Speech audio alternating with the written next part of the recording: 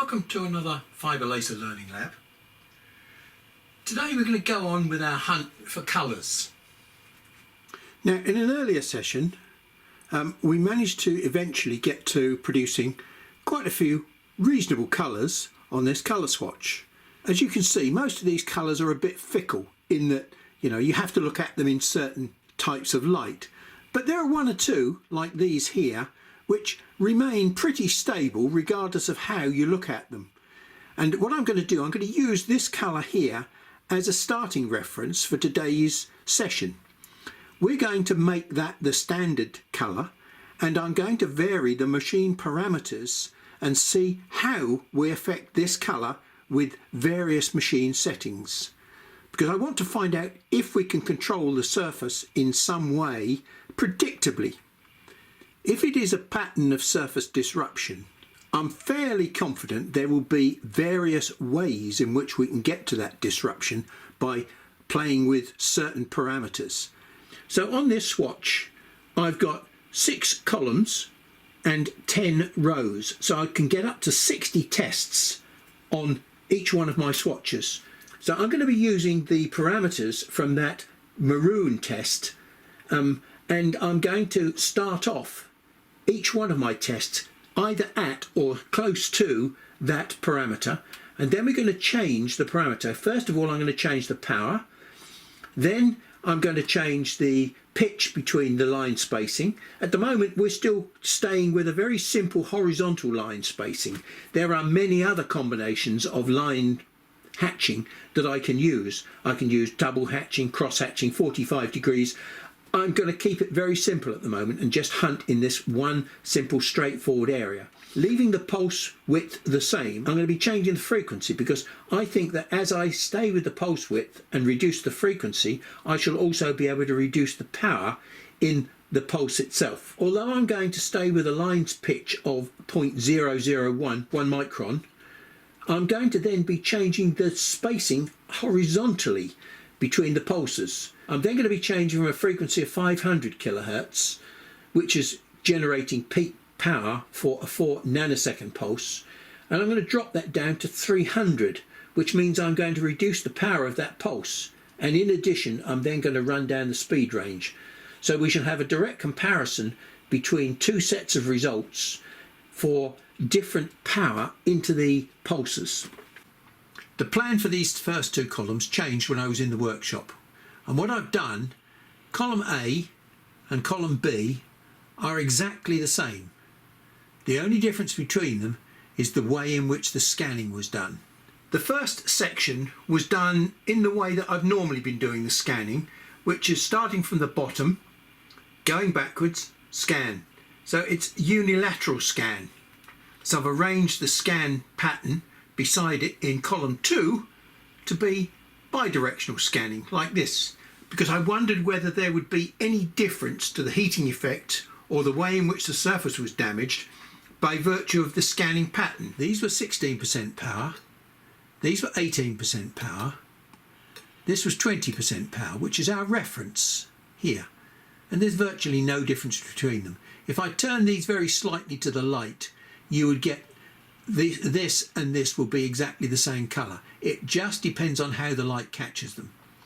So in essence there is no difference between the scanning modes for these first two columns.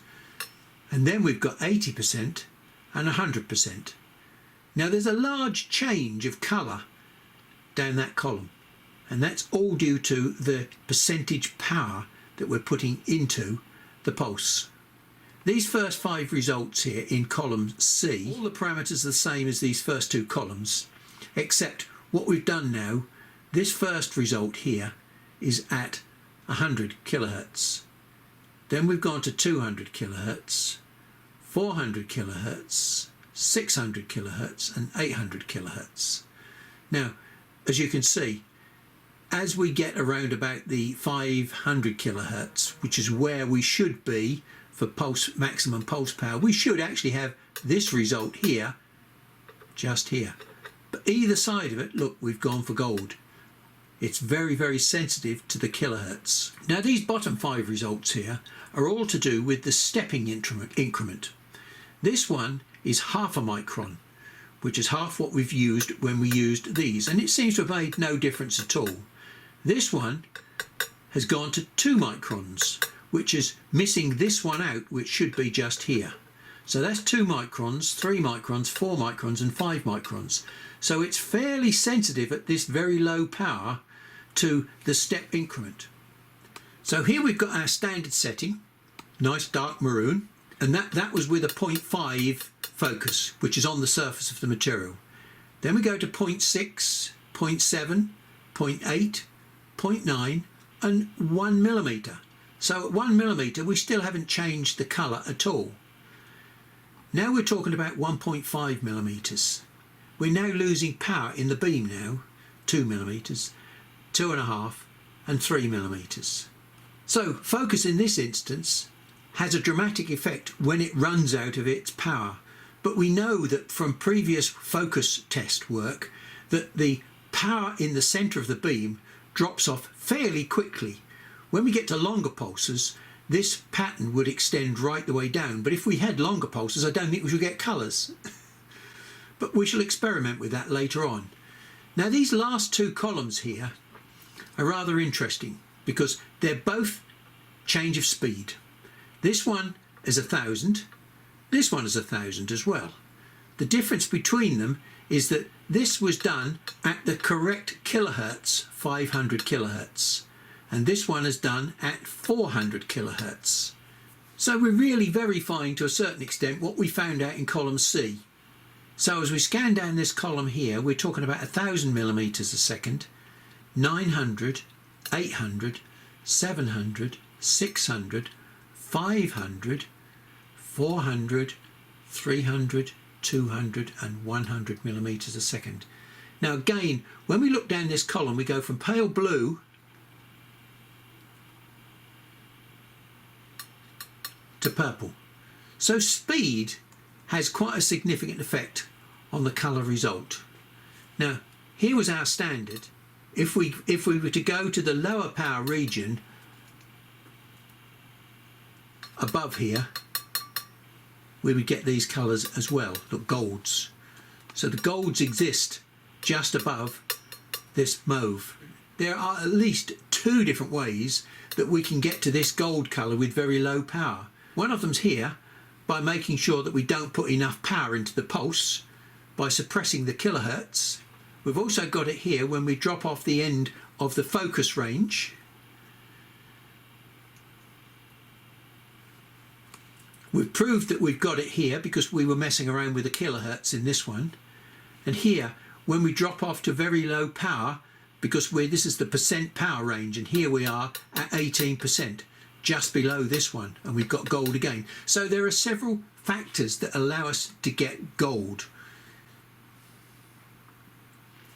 There aren't too many factors that allow us to get green and blue, but the fact that we get green and blue up at the higher power end of the range is a good indication of where we should go next to look for our next set of colours.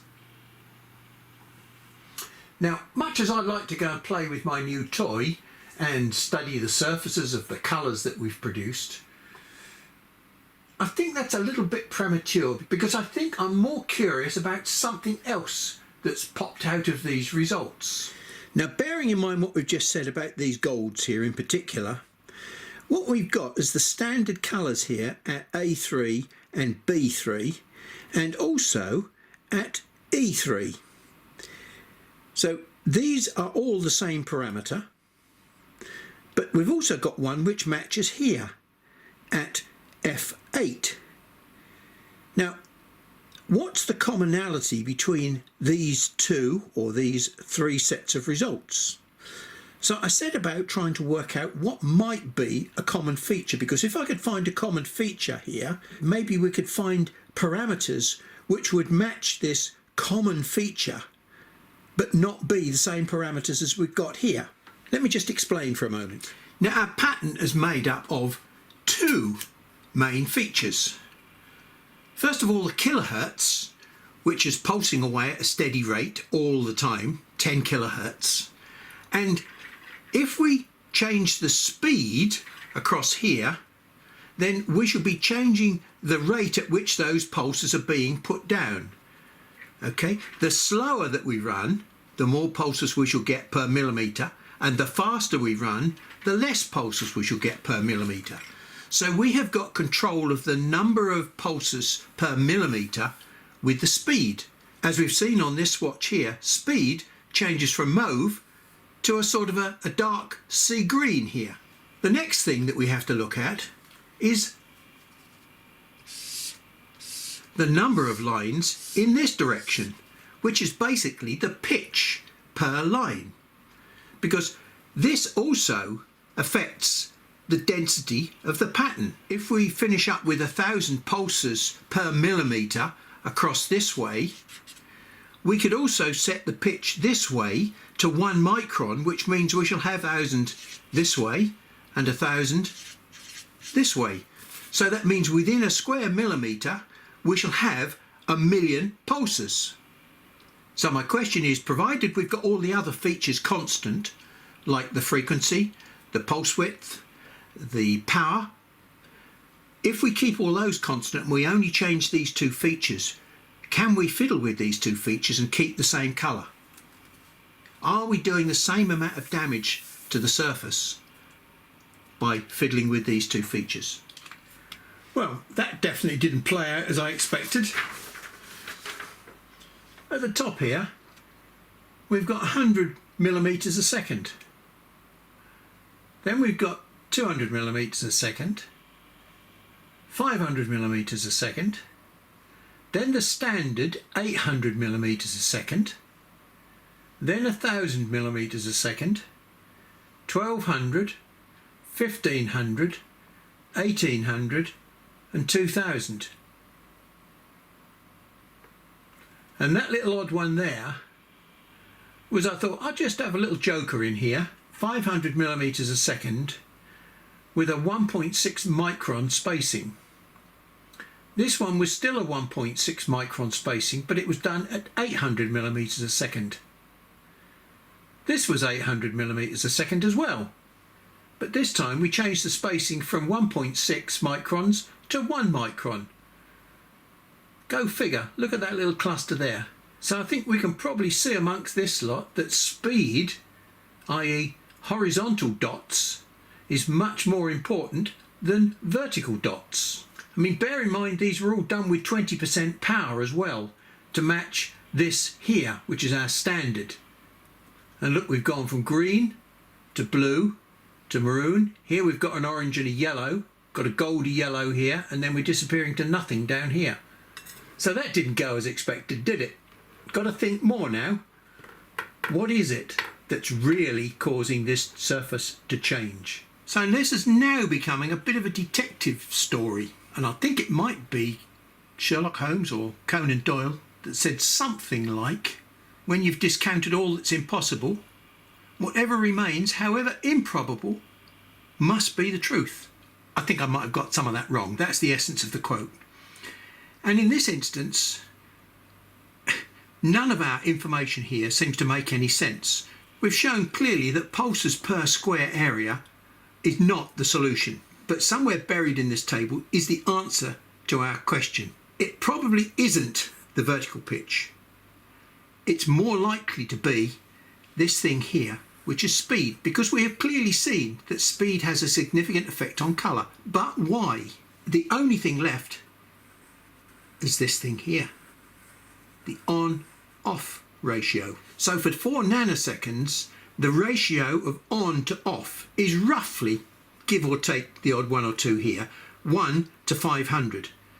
In other words, we get 1 pulse and 500 times that pulse length off. So we get a tremendous amount of time to cool and not very much time to heat.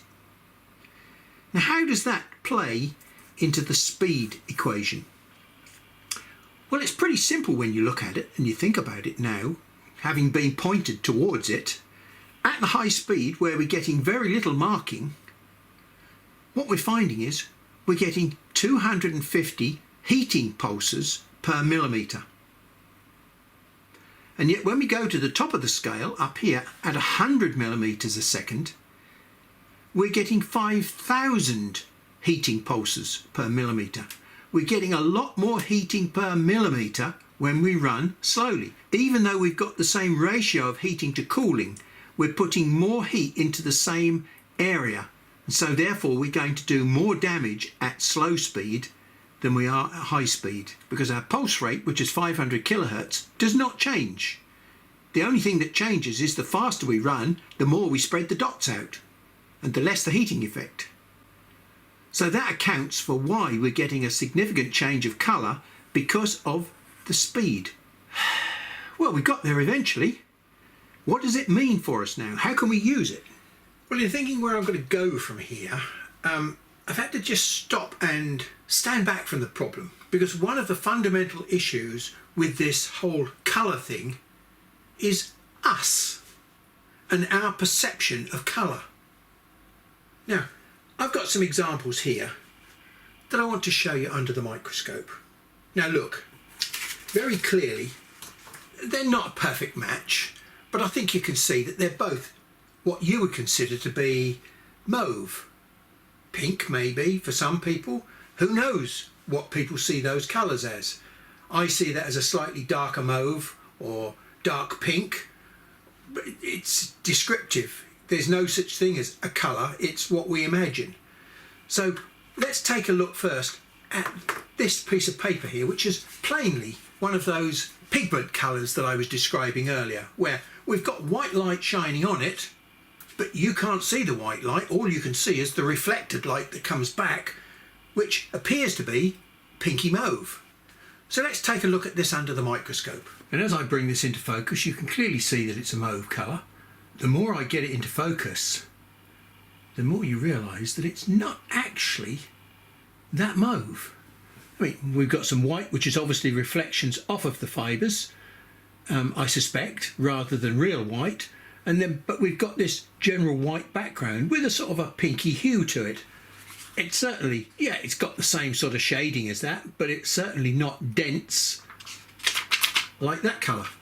Let's zoom right in on the surface, because that's what we're doing with this colour swatch of mine. We've got one fibre there. Although we've got mauve dye around the outside of the fibre, look what we've got in the centre of the fibre there in various places. We've got our thin film interference effect. We've got the soap bubble, the oil film effect.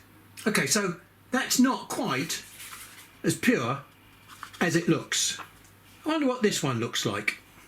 We've seen this picture before on some of my surfaces. It's got a pinky hue to it, but it's nowhere near as distinctive as some of the colour that was in here. Let's zoom in on that and see what it looks like. Well, as you can see, there's lots of depth to the surface on there, but there's no distinct mauve colour, not like we're seeing with the naked eye. It's sort of a bluey mauve. It's not that colour. What I'm really saying is what we see is not necessarily what's on the surface. What we're picking up is a mixture of reflections of light, in the same way that your RGB screen mixes light, red, green and blue, to produce all of these different colours. So light is a very funny thing. Let me just give you one more example. Let's just take a look at this little business card, and on here, look, we've got a perfect sky blue. It's a lovely pure blue. Let's take a look at this at low magnification. Did you see any pink in that blue? Did you see any green in that blue? That's what this appears to tell us. Let's look at it at high magnification. So we've got reds, greens, dark blues, yellow. So my point really is, your eye is very good at averaging things. It cannot see the absolute detail in a picture or colour. That's how we get away with dithering a picture, which gives us the impression of a grayscale picture, but it's not. It's a series of black and white dots, but somehow our brain patches all the dots together to make this wonderful grayscale image. So now we're talking about the same sort of thing, but with colour. So does that mean to say I'm really chasing fairy dust here? I'm trying to find some common factors which will allow me to predict what the colour we see might be. But I think the effects are going on at such a small microscopic level that I shall never be able to actually predict them. It will always be a bit of an empirical assessment. But it's not going to stop me trying. We're going to still push on and see if we can get any sort of correlation between the parameters that we use for modifying the surface. And I think the more I look at this, the more I think that we're only going to be messing around mainly with this surface film, the thin film interference effects. Okay, so having decided that you might be colourblind and I might be stupid for pursuing this rather endless venture, we've got to go somewhere. So knowing that we get the maximum number of pulses out of a speed of 100 millimeters a second, we're still going to keep the power at 20%, and we're still going to stay with our 4 nanosecond pulse with 500 kilohertz to keep maximum pulse power, even though we've actually dropped the power to 20%. Now, what we plan to do now is to start off with 0.06, 60 microns pitch between the lines, and then drop it down 50, 40, 30, all the way down to 2 microns. Now, most of the test work that we've done so far has been around about 1 micron, because we found that gives reasonably good colours. So we're going to run down, and the reason why I'm going to run down is because can I get colour in a line, or is the colour the result of overlapping lines, which gives the impression that we might get colour down here and maybe not get much colour up here. Although logically, on the basis of what we've said, we should get colour in a line. Okay, now while I was at the machine, I did several tests. The first test that I did was line A, and as you can see, the first line there is pretty weak and pathetic until it gets down to number 5, A5. And then we've got what I classed as the standard colour, which is this one here, which was done at 8 microns. Okay, that's one that we've seen before. It was a dark, I'd call it sea green, almost grey. And then below there, we've got nothing but really black. Now, upon completing line A, I brought them in to examine them under the microscope. Now, this is low magnification. And what I've done, in addition to having the pattern, just above the pattern, I've now added a single line so that I can see what a single line looks like before it starts building up into multiple lines on the pattern. Now, hang on, that's a single line. These are 0.06 apart, one beam width. Now, they're not touching, just the little high power tip of the beam is touching just there. So they're not joining up in any way, shape or form. So my first reaction was, hang on, these are not going to be valid results because we're not getting the correct focus on the job. So what I did, I went back and I've dropped the focus down into the material by 0.5 millimeter. Now, look at all this colour that we've got here. That's nothing to do with any engraved patch that I've done. That's the background. That's just the stainless steel. What I'm going to do is just clean that now. That was nothing more than a film of some sort of debris, whether it's a very, very fine oil film or whatever it was, on the surface of the stainless steel. That just shows you how sensitive this whole process is. Okay, so there's my single test line. And you can see that it's not exactly consistent. Okay, at the moment, they're nowhere near overlapping at 0.06, so they've still got a big gap between them. Now, I could drop the focus a bit more. It's already 0.5 millimeter lower than the Lotus Laser focus point. Well, here we are at 0.03, 30 micron, and the lines are just about beginning to touch. We've still got the high power down the centre, but the lower power outsides are more or less touching.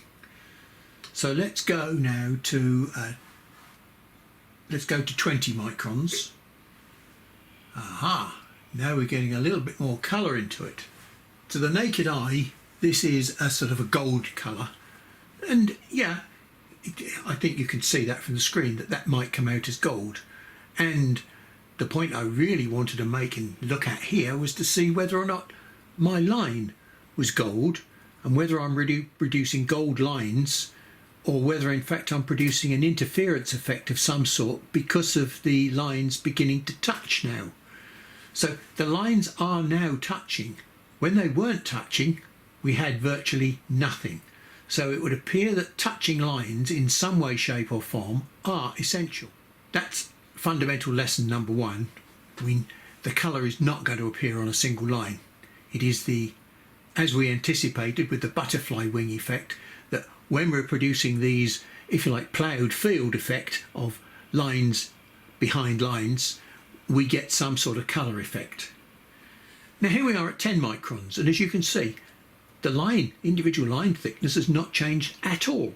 The light is reflecting off these overlapping lines in a completely different way. Now, the question is, can you guess from this image what colour we're going to see? Remember the blue card? Is this going to be a green? Is it going to be a pink? Is it going to be a blue? Well, the answer is it is going to be a very, very dark mauve. But I mean, let's just zoom in on that. I mean, look what we've got there. We've got orange, we've got bright pink, we've got mauves, we've got a lot of teal blue, the sort of colours you might see on a peacock's tail.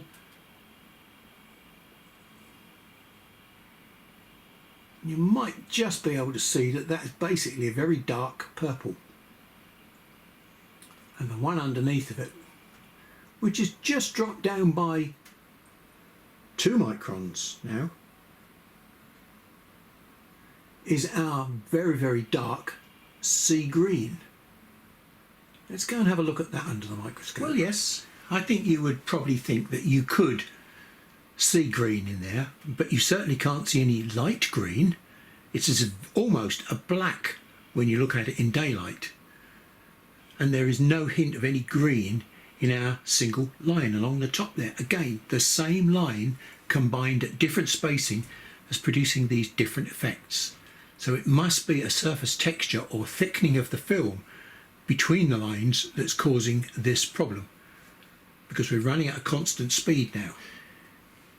Now this one doesn't look a lot different to the previous one, but in reality, visually, this looks like it's black.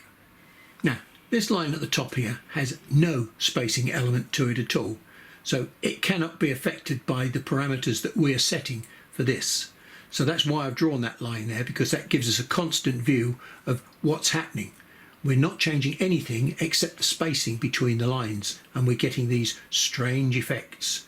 The power is the same, the frequency is the same, the pulse is the same, the focus is the same. The only thing that's changing is the line spacing, and we're getting all these strange effects. But it does just show you how sensitive this whole process is, because all we're doing is rearranging a few of the molecules on within that thin film, stirring them up and making some come to the surface, maybe some a few nanometers. Yeah, we're making some of those. So we're just changing the thin film thickness in certain areas, because that's why we're getting different colours. They can't all be, we're not putting a uniform heat across the whole area. We're getting this very speckled effect because the thin film is varying in thickness and creating these colours. Well, we're going to run into this final section with a bit of a look at an idea that I had. Now, first of all, I'd like you to just note the grid on here, and you'll note that it's a sort of a goldy yellow. Just make a note of that, because we're going to talk about that later. But columns C and D are what we're going to be looking at the moment. Now, there's just about some sort of marks in C, as you can see, and you can also see the scratches on the surface in this light. The D1, which is this top one, was our supposed reference, and it's catching in the right light, and it's a sort of a, you can just see that it's got a sea greeny, little greeny hue to it. The one underneath it is definitely a copper colour. The one underneath that is quite interesting. First of all, I think you can probably see that there looks as though there's some depth to it. As I move this in the light at the top here, you can see this one here, which, as I said, it's supposed to be a sort of a, in certain lights it looks brown, but you catch it in other lights, look, and it's very definitely a mauvey red. Golds, these colours here, look at this lovely pale green, but it's only pale green and the one above it mauve in certain lights. Okay, and that one at the bottom there is definitely sort of a dark green. So column C was here, where we kept everything constant except we changed the pitch between the lines in the vertical direction. And it looked as though it was the overlap between the lines that was causing our patterns. I say looked because that was the evidence that we saw at that point in time. We're going to go and look a little bit further at that in a few moments. The other thing that we're comparing is column D. And in column D I went a bit bonkers because I wanted to look at a further relationship between this X and this Y, but maybe I was missing something out. And the big something that I was missing out was percent power. When I take the pulses per square millimetre, which is what we were calculating here, and multiply it by the percent power, perhaps there's a relationship that will appear then. So let's have a quick look at the calculations for that. So here was column C. So what I've done, I've taken the pulses per square millimetre and we've multiplied each one of those by 20%, and we've come up with what I've classified as power density. Now, I've made a big assumption here that the 20% power and the 80% power are a linear proportion across the range. That is probably not true, but it's the best guess that I can make. So, where we had constant power, we were generating numbers here for various colours. So look, faint gold, 50,000. Sea green, that colour that we had right at the bottom that I pointed out to you at the top of another column. So sea green was roughly 125,000. Well, there it is there. Here it looks like it's called blue, but in fact it's the same, it is the same number. So you mustn't be surprised that they come out as the same. But here we've got this one at the bottom, which we called very dark mauve. Catch it in the right light and maybe, just maybe, it's the same as this blue or dark sea green. So there's some sort of relationship there, maybe. But then we come to this pink here, which is I say pink, it's a sort of a fuchsia colour, 833. Fuchsia here, 75. Well, they're in the right sort of ballpark for the same sort of colour. Do we have anything else here? Look, 100,000 for a fuchsia red there. 100, 75, 83. They're a long way apart. So I don't think we can claim any good relationship there. The one thing we can say is we get very poor results when we get very low numbers. Look, 37, 18, 33, 25, 20, 16. All of these are very poor results. So there's some sort of very crude relationship, but to be honest, I'm not sure that it's good enough to use for predicting the colours that we're going to get. So I don't think there's enough correlation there to get excited about. Now there are a couple of things that I want to finish off on. These are interesting and they just basically round off what we've been seeing today. So what you're looking at there is one of the grid lines on my swatch plate. That is a through the lens light from straight above. So as I turn down the central light that's coming through the lens and let the side light begin to take over, you can begin to see what's actually going on there. I could turn that right down now, so you've basically got almost just side light illuminating the picture. And what we've got here is my grid line. As I mentioned to you before, it looks as though I've dragged a stick through the sand and I've pulled up debris on either side of the groove. Now we're going to have a look at that closer in a few moments, but one thing I want you to notice is this is the thickness of the cut line, the beam width. What's this here? Around the outside, because that's double the width. Well, there we have it in high magnification. I'll bring the debris into focus, and then I'll bring the bottom of the groove into focus, and then somewhere in between those two we should find that we get the surface of the material. Now what I'm now going to do is turn down the side lights, and we're going to leave the halogen lights, return the halogen lights back up. Okay, so I'm going to come in, and from the top I'm going to gradually focus in on, now you see these points just here and here, not that one quite, but these two particularly. Look, these are sufficiently high that they're just coming into focus. Can you see the colours on there? And gradually I'll lift the table up. Look at all those lovely colours on there. We go past the peak of that debris, and I gradually bring the table up, and as I bring the table up, look, the surface of the material is now coming into focus. So this previous black band that we can see is now coming into view as a band of oxide that either side of my cut that has been heat affected. They're all the temper colours that we've mentioned many times before. That's the varying thickness of oxide that's occurring on the surface. That's thin film interference for you at its best. Let's drop the table again and bring these other things into view. And here we've got the same thing, look. We've got thin film interference as the metal on the side has cooled. It's cooled in different ways and left all these colours on the material. It's not a flat, plain system.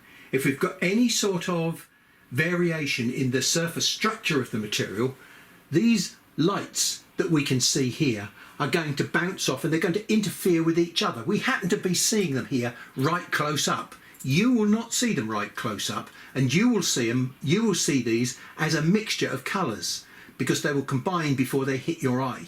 Remember, I pointed out to you that this line looked as though it was gold. Can you see much hint of gold in there? It's all sorts of colours. One of them is not gold. What you're seeing, gold, is a total resolution of all the mix of colours. Okay, so that's one thing that I wanted to show you. Okay, now this is one of those cerise, come dark pink, come maroon, whatever colour you want to name it as. This is the top of the colour band. Let's just quickly zoom to the other end for a minute. Now, we've got a little bit of this coloration, this oxide coloration that we were talking about just here. This is the first sweep line that went across there. Now, remember, at the top of this pattern, and I'm just going to zoom up, just going to move up to the top of the pattern quickly. So here is the single line that produced that pinky mauve swatch. And it started from the bottom where I showed you we've got this slightly raggy pattern. Okay, that was the first line at the bottom. Now we look at the last line at the top. Now, what we see there is the same line finishing off the beam width across there, but behind it we've got all these mysterious patterns, the colour patterns that are left behind when the surface material cools down and oxidizes. So these are already interference patterns before they actually come out as far as your eye. So this is the thickness of the last line in the engraving, and it's that width because there's no wake behind it. So obviously it's the trailing edge of the pattern that's causing this effect when it's cooling down behind the line that's traversing up the pattern, because that line, that final line, is still nothing like that line there, which is the line that produced it. So how come that line produced that line? It's presumably because the material was already preheated and warmed at that stage. That's why I wanted to show you one of my grid lines, because it clearly shows you that just outside the cut area and the grid line we have got a cooling area which responds to this tempering colours and cools down and produces a varying thickness of oxide film on the surface. So even though this might be a little bit of a ploughed up field, it's still cooling in the same way that all those curved lumpy pieces of metal on either side of my groove cooled down. The net result of my groove was gold. The net result of this is a crimson. So I think we're beginning to understand the mechanism of where the colours are coming from now without any doubt at all. But This is only the simple version of generating colours. We have come across another one which is interesting and a whole new field to be looked at, and that's when we wind the power up. So what colour do we think that is going to produce? That's the line that I'm using to produce the pattern. Now that's a much more positive line than the previous line that we saw. Now there is the last line in the pattern which matches the line that we've just seen, and there is our pattern, which as you can see has got quite a bit of out of focus on it. I have to fiddle around with it to get the focus to both the surface, which is there, and some of the other pieces as well. So that is a bit of a crinkly surface. Well, there it is at low resolution. To the naked eye that is a very pale green, but it's a glittery green, it's a sparkly green, and I think you can probably see why it's a sparkly green. And in this instance you can see the last line here matches the line that we used to draw it with. Even the line itself is crinkly. So it's been a very good session because I've discovered several interesting points about how these colours start to come about. I will thank you for your time and see you in the next session.